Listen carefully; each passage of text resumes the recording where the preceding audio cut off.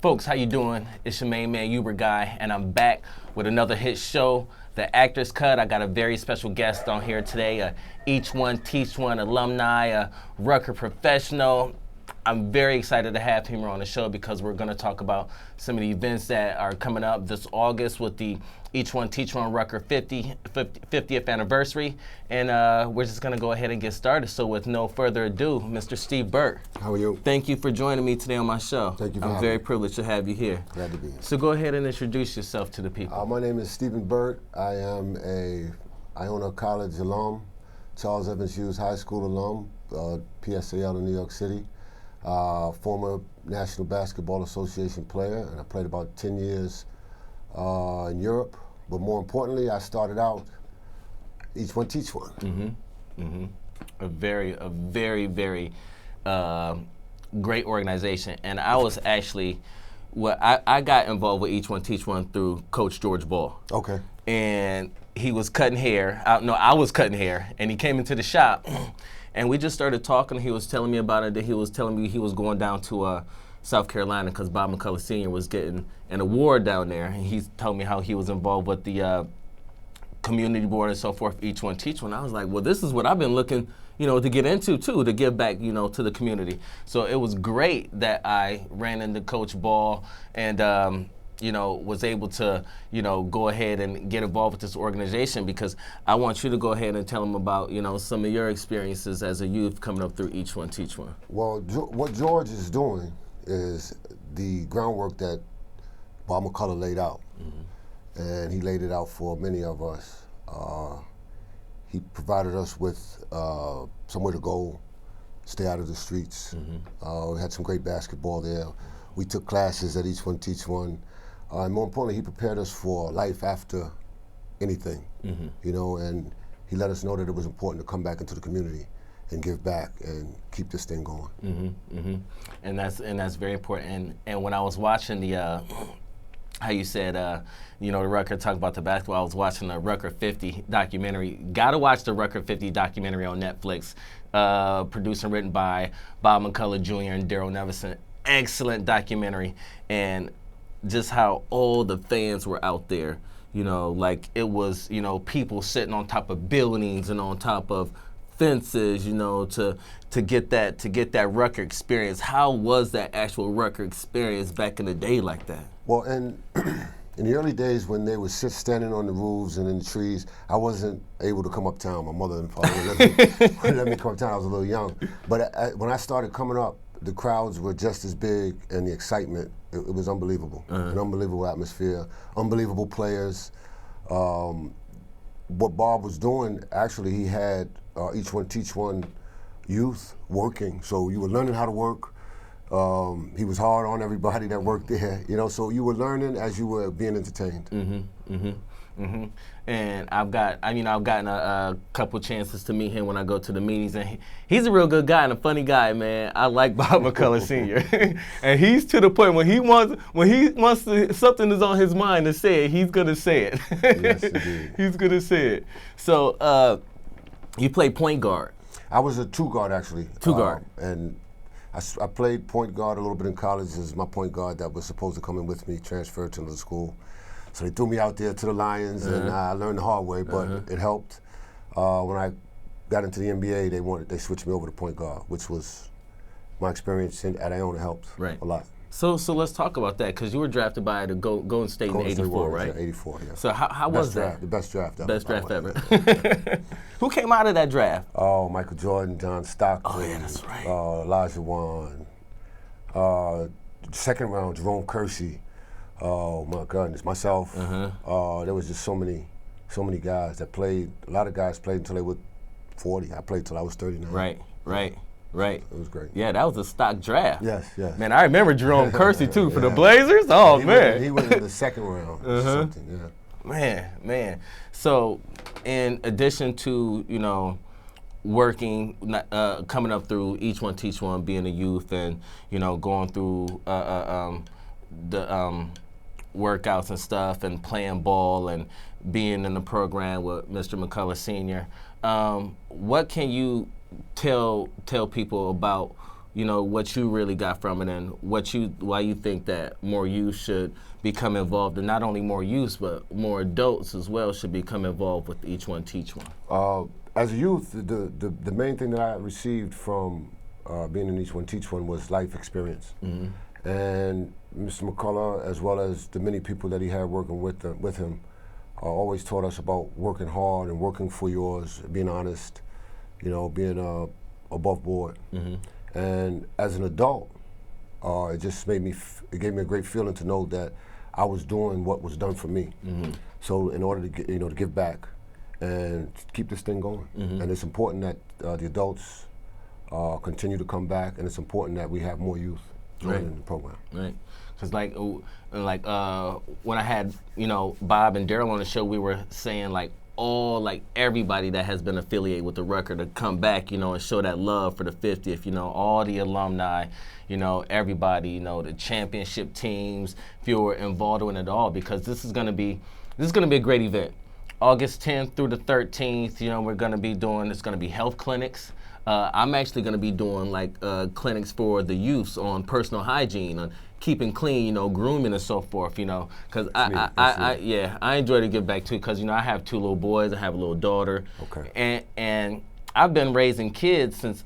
I've been an uncle since I was 7 years old. Yeah, right. I'm about to be 43, so I've been around kids my whole life. So this type of organization is really the type of organization that everybody needs to be involved in, because without our kids having a good role model, a good outlook on the future, positive vibes, positive energy that helps them, push along, it's not going to be able to happen. Especially in today's society, there's so much that weighs against today's youth as far as, what they see, what they hear, what they're trying to emulate.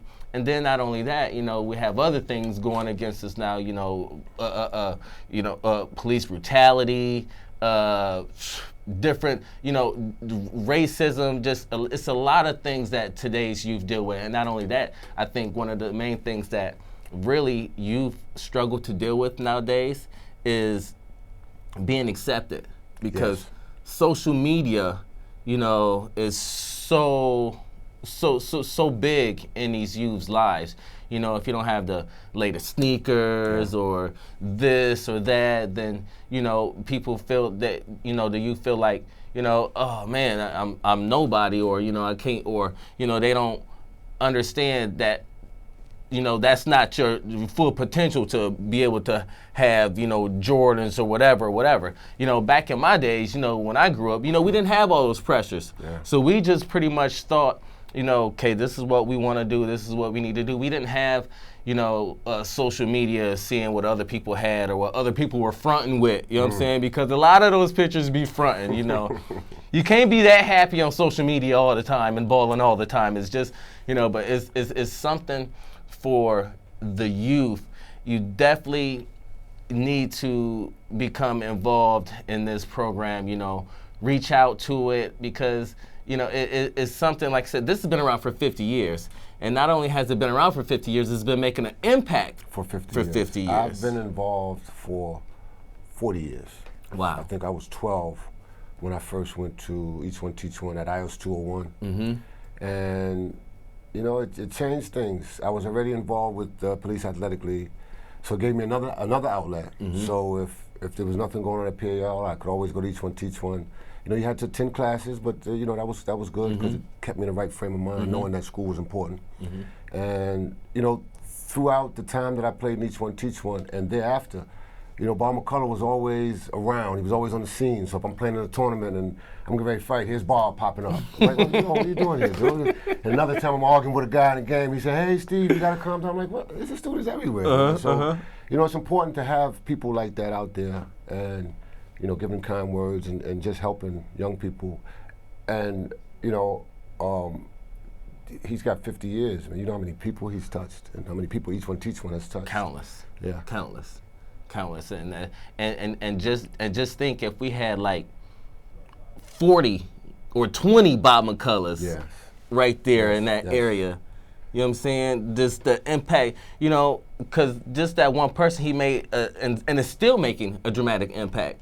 But if we had more people like him, and that could connect with the youth and connect with the adolescents and the adults. You know what I'm saying? To be able to get people to change their frame of mind. Right. You know what I'm saying? Because sometimes, a person's frame of mind has to be changed before they can change, because they may not know. They may not know any better. They may have, experiences, maybe a life of poverty or maybe a life of abuse, and when you have these things that are, a burden on you mentally, that also, can affect you physically as well. But when you get into that right environment to where, you can start, like, sports is a medicine, man. Sports is a medicine. It is a healing medicine. That's why so many athletes, when they lose a family member or a loved one, they say, they want me to play in the game, and they go out in that game, and really, like, you completely forget for that time what's going on, because you're so impacting that game, and it's a healing thing. And a lot of athletes be having really good games. Well, that's the perfect thing that you can say for my career, because my parents died in '74, 5 months apart. So basketball was therapy for me at PAL. When I walked into PAL, it just opened a new world, and I just wanted to play. And I played at PAL. I played at Each One Teach One, and what I went through fueled me, and it was my fire, and it burned. It still burns, and it still drives me, and it makes me, it made me want to do well in the games. And sometimes I would just blank out and just get into a zone, and that's what my moms and my pops watching over me, But it was good to have someone like something like an Each One Teach One, where you could go and, you don't have to feel so lost, right? And then you know that there are people out there that are there for you, right? And too, with those organizations, when a lot of people come together, you find that a lot of people have the same story, come from the same background. Yes, you think that yours is the only one and you're the only person, but right. In a place like an Each One Teach One, when you get so many people together, you realize that, I'm not the only one. You don't feel so bad, and you get a little strength from that. I've developed so many friendships, lifetime friendships from Each One Teach One, and it's just, I'm just so glad it was there. Right, right, because 50 years is not a short time. And 50 years of making an impact is a phenomenal time to be doing things and still consider, because, like, when I was watching the documentary and how they were talking about it, this came out, Each One Teach One, and a record really became involved when, it was a time of social change. A lot of black athletes were speaking up about, being social activists and so forth. And the record was not only about basketball, but it was about our culture. Yes. It was about, culture and community and education and sports and music. It was no internet, back then. You came together in the community, and you vibed. Everybody, from all over the 5 boroughs, you would know when a record game is going down. And you would be there. You would know and you would be there. And this is the level of how can I say this?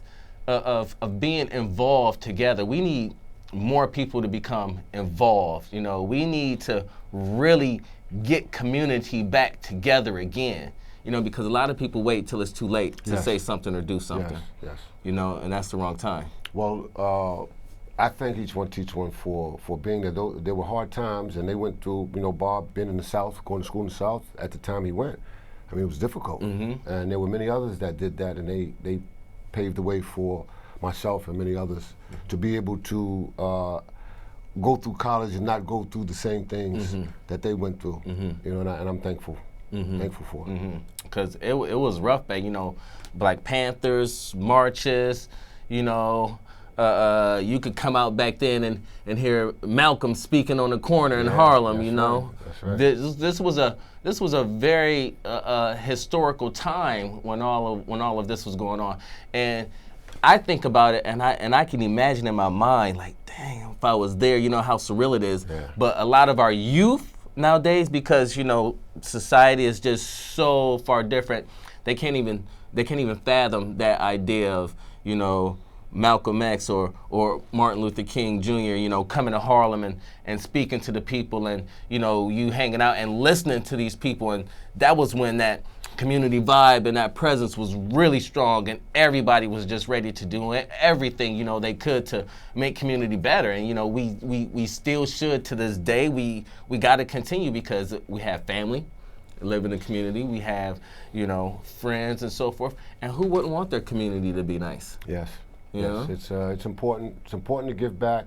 It's important to, if you get out, come back and show someone else how to get out, you know, and how to do things. And it's always been my dream to make it to the NBA, but also to come back and let someone else see that that is possible.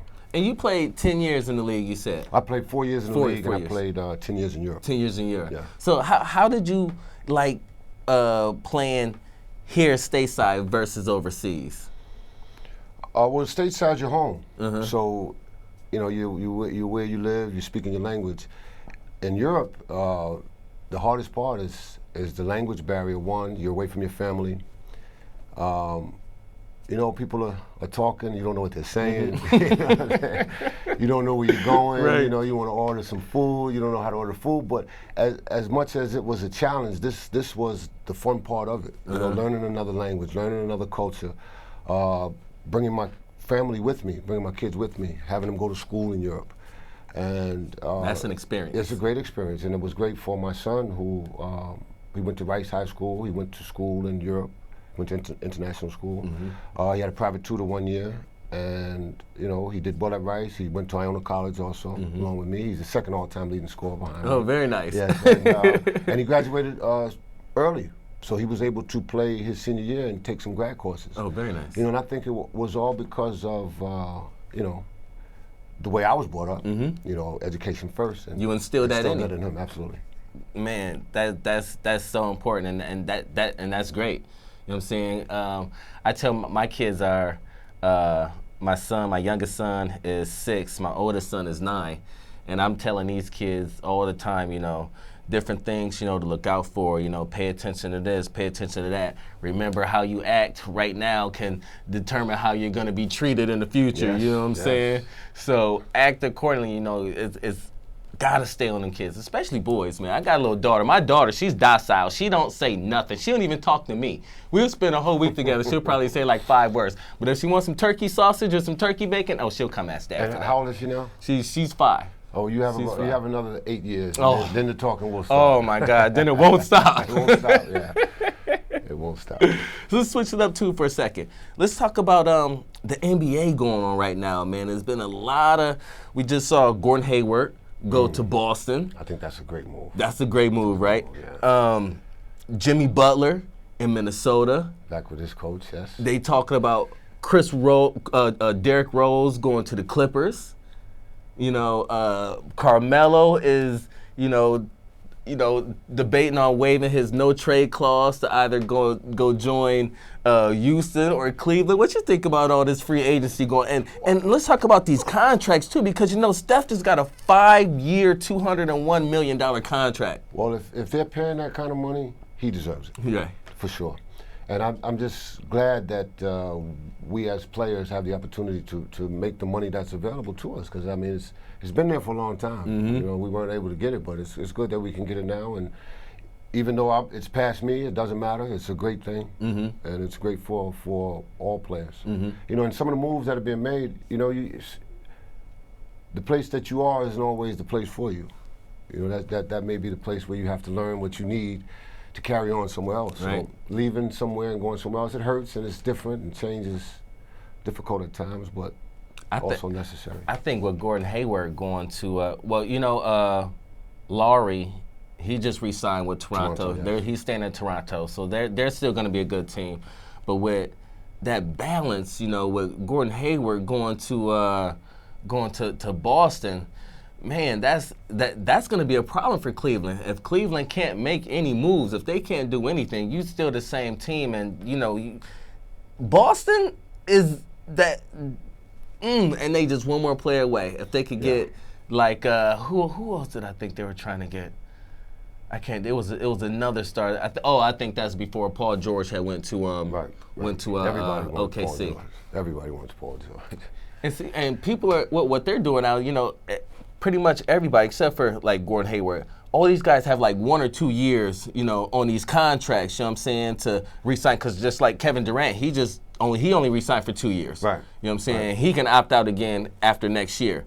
You know what I'm saying? So what's going to be interesting to me is the 2018 free agency season, where you have Chris Paul, Carmelo, LeBron, Wade, all these dudes, roles that's open for free agency.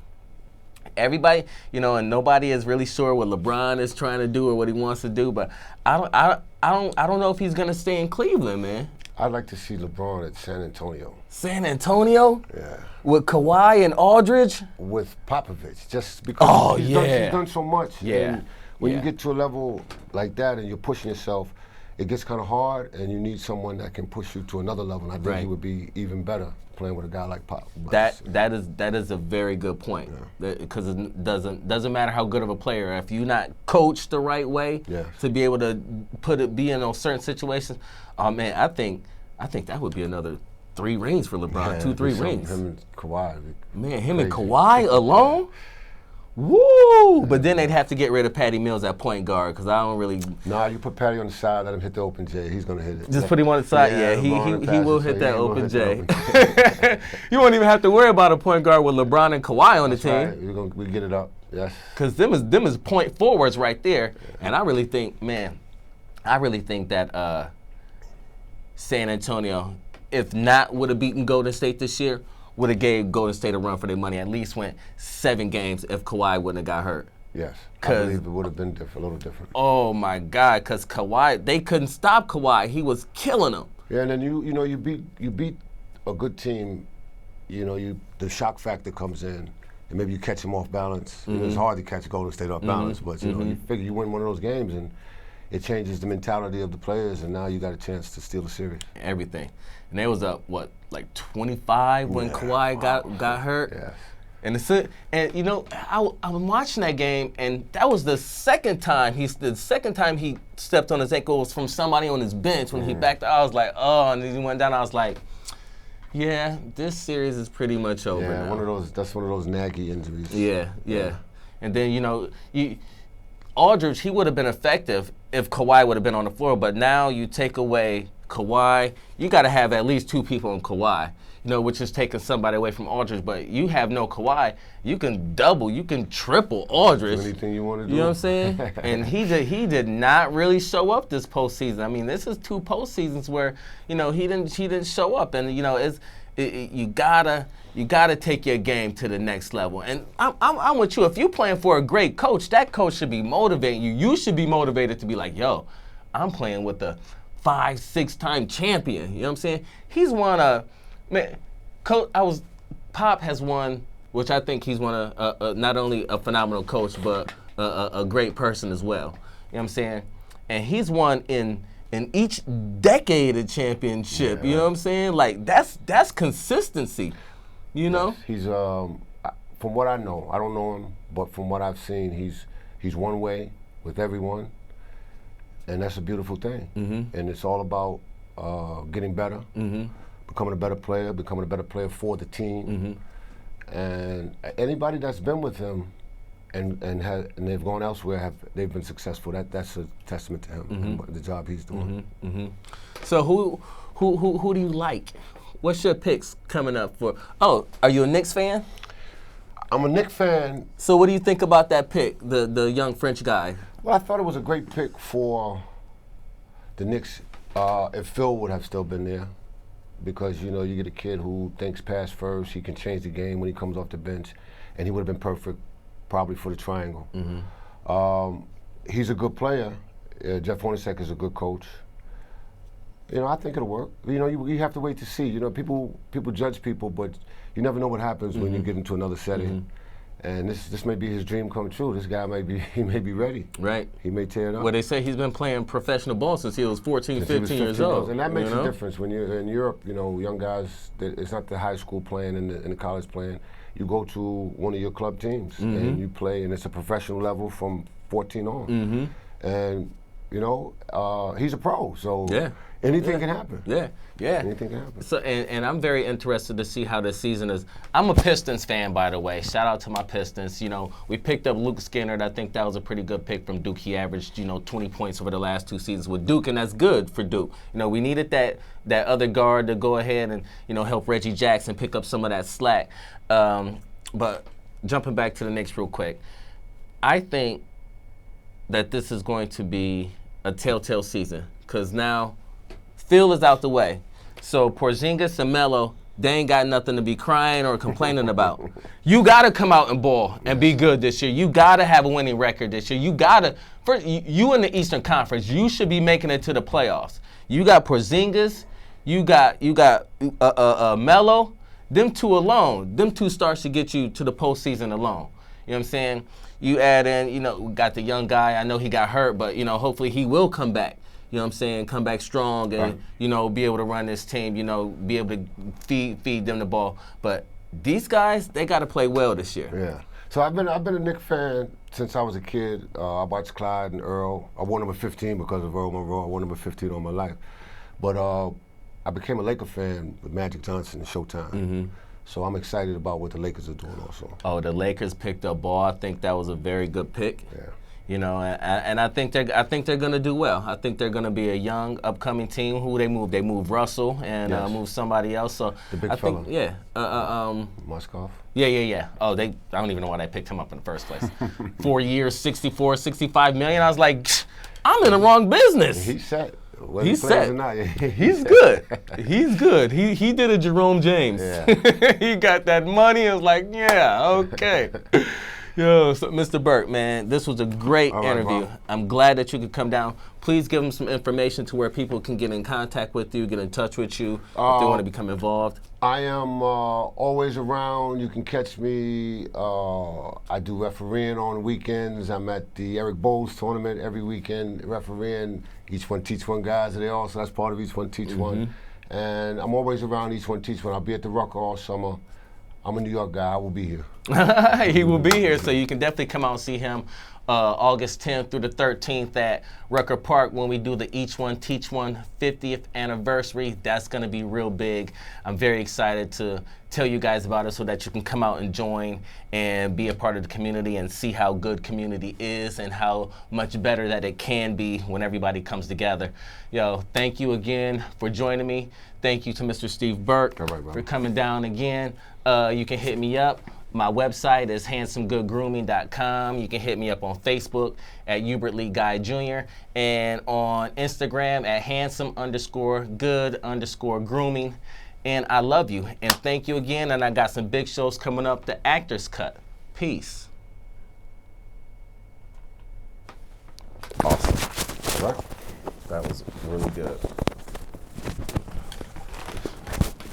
I tell people when that clock, they be like 28 minutes, I gotta get them. Once that clock starts moving, Start kicking it.